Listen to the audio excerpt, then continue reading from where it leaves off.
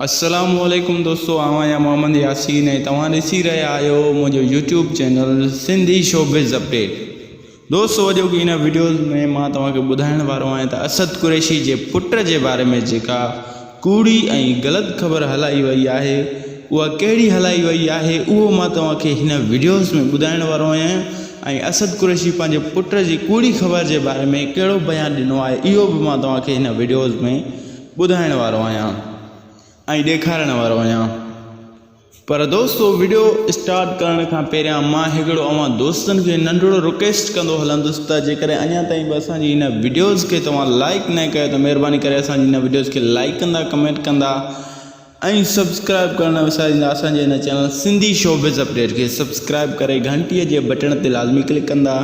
त दोस्तों, अचो त वीडियो खे शुरू था कयूं।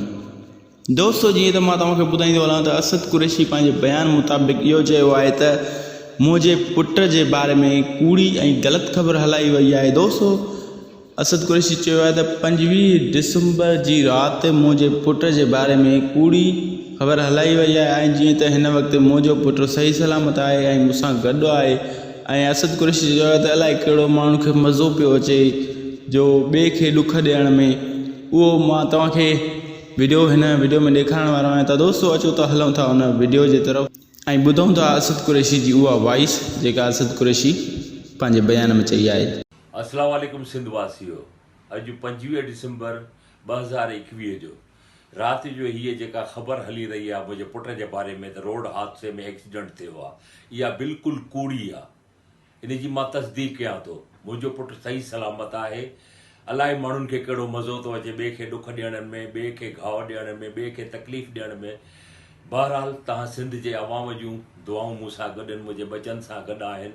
अलाह तव्हांखे सलामत रखे। दोस्तों, जीअं त तव्हां ॿुधो ही असद कुरैशी जेका वॉइस हुई, यकीनन तव्हां सम्झी विया हूंदव त असद कुरैशी जो पुटु सही सलामत आहे। ऐं असद कुरैशी सिंध वासियुनि खे कहिड़ी हिदायत कई आहे त जीअं ॿियनि खे तकलीफ़ूं न ॾियो, ॿियनि खे ॾुख न ॾियो, ॿियनि खे ॾुख ॾियण सां अव्हांखे छा थो मिले, ऐं महिरबानी करे अव्हां कंहिं ते कूड़ी या ग़लति ख़बर कंहिंजे मौत जी न हलाईंदा।